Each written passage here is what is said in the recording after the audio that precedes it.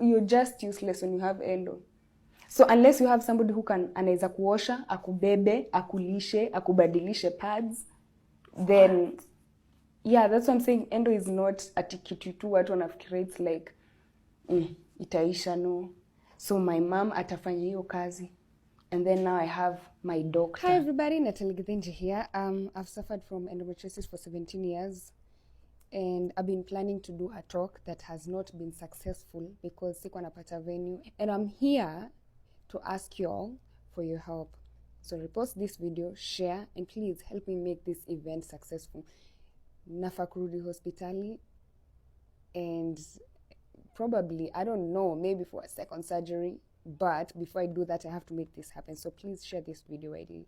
So I'm looking for the following sponsors. I'm looking for a venue sponsor, mtu mwenye atanisaidia kupata venue, or rather somebody, or rather a company that can sponsor me with a space where we can hold the endometriosis event. I'm looking for a company that can help me get chairs and tables where people are going to sit. A company that can sponsor me with stage, or rather a podium. I'm looking for sound and lighting sponsorship, security sponsorship, branding and marketing sponsorship, videographers and photographers, media partners. Any media partner who's willing to be a part of this, please reach out to me. Social media influencers, if you want to attend, if you can attend, if you can help me push this event, please make sure you DM me. Health and education sponsors. I'm also looking for food and refreshment sponsors, or rather vendors, if you want to be a part of this. Financial support from banks, insurance companies, if this is something that inaguza sector yako, please feel free to be a part of it. I already have an MC, Laura Mbatha. It's not like at a kata. This is her job.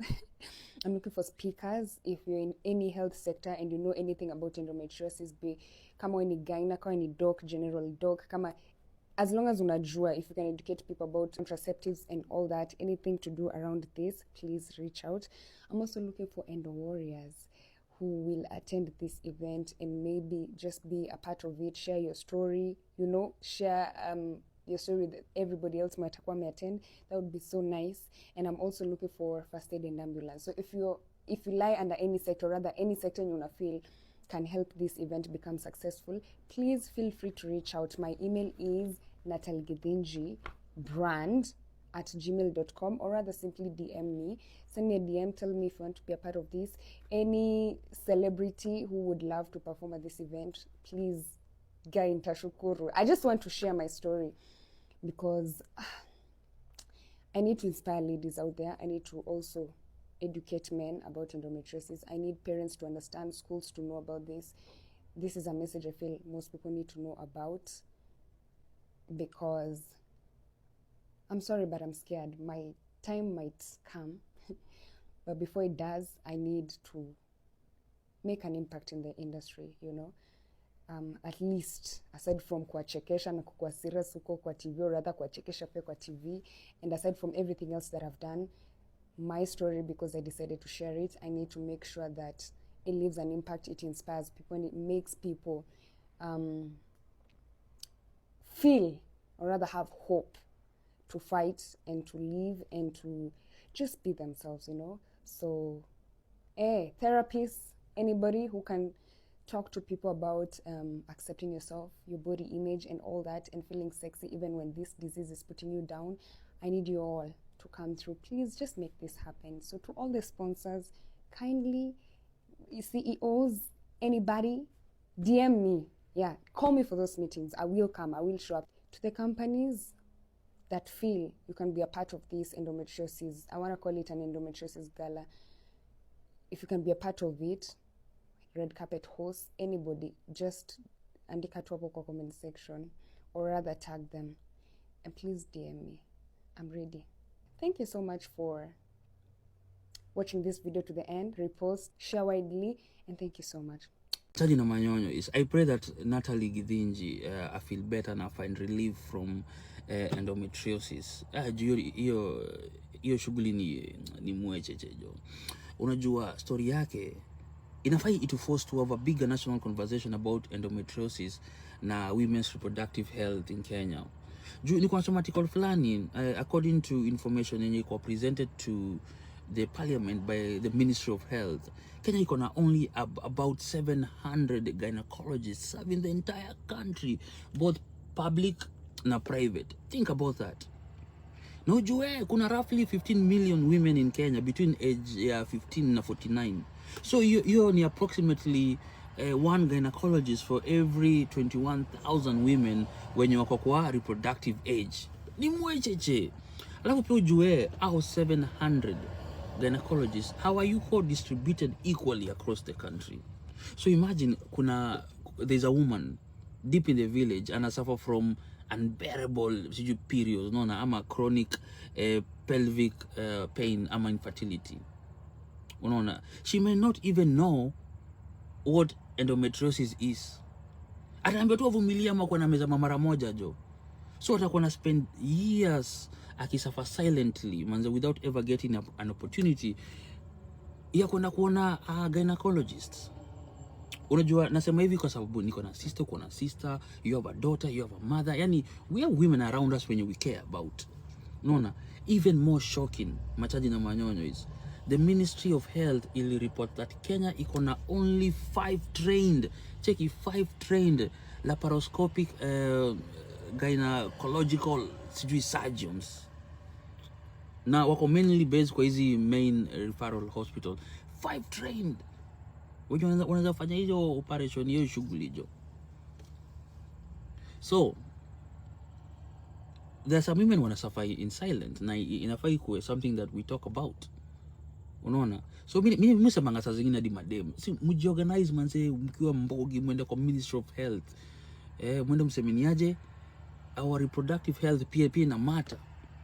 Tuko na 47 women representative in Kenya. Kazi yao ni nini pia? Muona ngao watu saa zingine wanakuwa tu wametupa jo.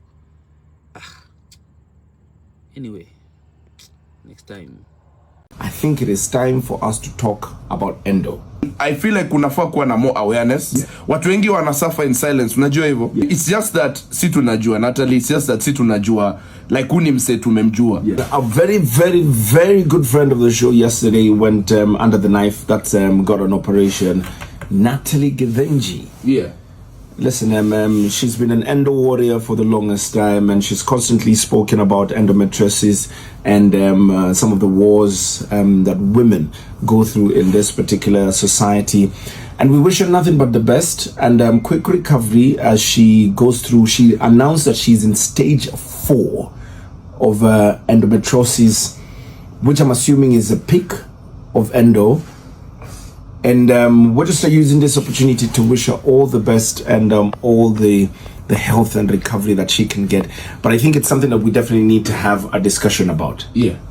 I think, I mean, mimi nimedate dema akona cramps. Okay. Ama amepata cramps tukidate. I mean, siwengi. Correct. And you can see what it takes, the toll it takes them through. Yeah. I'm just trying to think, and I know I can't imagine it because I've never even had the cramps at the beginning to start with. But I'm just imagining how bad endo must be, where apparently your flesh starts to eat itself or something of the sort. Well, mi hata siko conversant sana hivyo, but mi nakumbuka Fire Mama, may her soul rest in peace. Yeye ndo nakumbuka akiongelea experiences zake. And it's not, honestly, it's not something easy, man. Si kitu rahisi, and I feel like kunafaa kuwa na more awareness. Yeah. There has to be more discussion. Yeah, there must be more discussion. Kama kuna fund, for example, inaendanga maybe for kitu kama dialysis ama vitu kama hizo za kidney na nini, like some diseases. I think for endometriosis pia inafaa kuwa na like kind of kuna do inafaa kuchukuliwa na kama for example gava kama SHA ama nini inafaa kuwa covered because watu wengi wana suffer in silence. Unajua hivyo? Kuna watu wengi, it's just that si tunajua, Natalie, it's just that si tunajua like uni mse tumemjua. But kuna wase wangapi wana suffer in silence na waongelei, maybe because of the stigma, maybe because wanajua nothing is gonna happen anyway hata nikispeak out, you see. So I think there just needs to be more awareness. I think we also need to probably zero rate it. We need to have specialized hospitals about it. And honestly, this is a place where I think we need some of a lot of political goodwill as well. So this goes out to all the ladies that have been suffering in silence with endometriosis. But most importantly, this is a challenge to probably the leadership of this nation, being led by the First Lady. Natalie GITHINJI was rushed to hospital and needed intense care, right, because of an endometriosis flare-up. And what gets me is it's 2026, and Natalie and so many other women are either getting a late diagnosis or scanty information on what exactly is happening around endometriosis. Endometriosis itself, it's the research that is catching up now. In the meantime, a lot of people are told, if you have that pain, just carry on.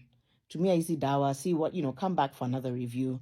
And I know that a lot of people are speaking up more. Natalie is using her own experience as a story, a living story and experience of just how disruptive endometriosis is and can be. And until we recognize and are aware that women's health is often just, it's almost like touch and go, it's almost like a by the way, the intentionality in how we push back is by demanding research, demanding resources into the research, resources into accessing medicines. Treatment for endometriosis and other such menstrual disorders are treated like a luxury and priced accordingly. So the advocacy and amplification must start at the diagnosis, the medicine, the treatment, and the research for Natalie and for countless others, because this must stop.